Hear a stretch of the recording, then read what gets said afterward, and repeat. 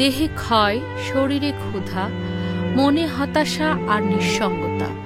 তাদের চোখে এক নিঃশব্দ আরতি, এক অজানা অপেক্ষার ছায়া।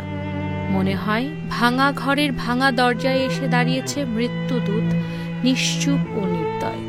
এটি জামালপুর শহরের মৃধাপাড়ায় বসবাসকারী এক জননী হেনা বেগম ও তার ছেলের জীবন সংগ্রামের করুণ গল্প। ভাইয়ের দেওয়া ঝুঁকিপূর্ণ এক ছোট ঘর, ভাঙা 2 চৌকি, কোনায় টাঙানো আকাশে তারা হয়ে যাওয়া ছোট ছেলের ছবি আর অল্প কয়েকটি সস্তা বাসনপত্র, এইটুকুই তাদের জগৎ। এক পাশে অসুস্থ মা, অন্য পাশে নিঃশব্দ বড় ছেলে।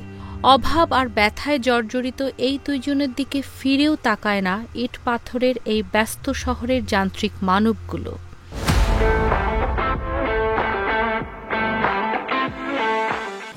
কতদিনে ওষুধ চিকিৎসা বাড়ি আসে তো বেশি খায় নাই দিতে নিজে মরি।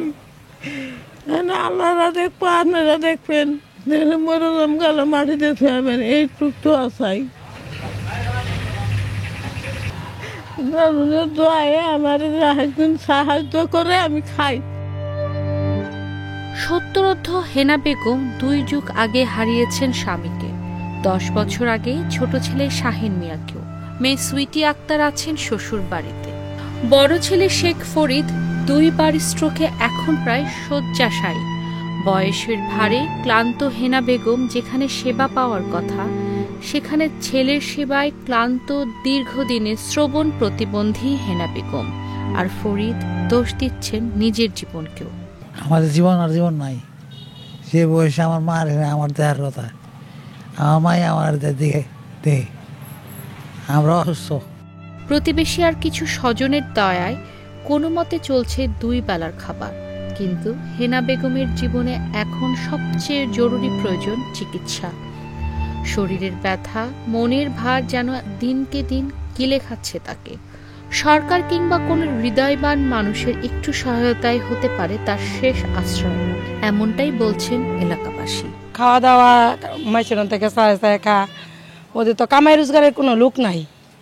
একটা ছেলে অসুস্থ, চিকিৎসা নাই ঠিক মতো, নিজেও অসুস্থ, কথাবার্তা বলে উল্টাপাল্টা করে। খাবার দাবার একটু দিতে পারি, কিন্তু ঘর দরজা এগুলা ঠিক করে আমরা দিতে পারি না।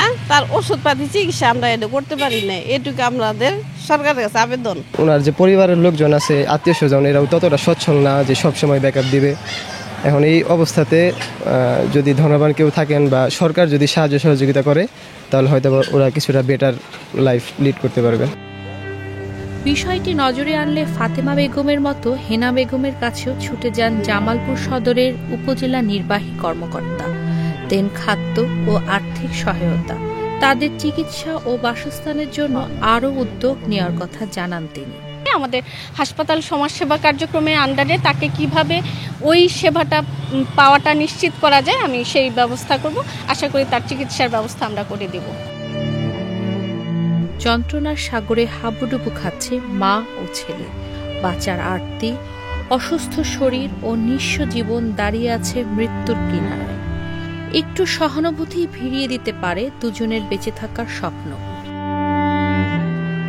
Jannatul Ferdous, independent digital.